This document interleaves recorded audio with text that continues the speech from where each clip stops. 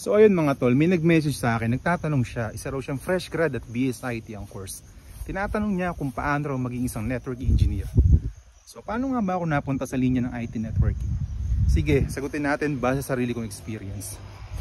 Daldalan time! Konting background sa akin, ECE graduate ako, 6 years sa college, kahit TRISEM kami, 2 times nag-board exam plus 2 years standby.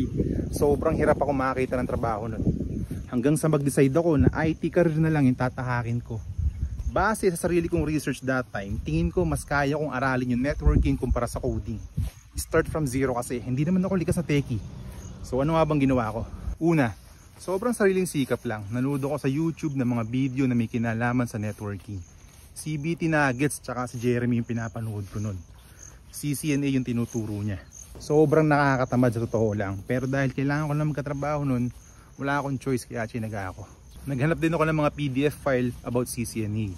Tapos kapag may mga lab exercise, ginagawa ko gamit yung GNS3 or yung Packet Tracer. Pangalawa, nag-enroll ako sa isang CCNA bootcamp para mas matuto at magkaroon ng experience humawak ng mga totoong device.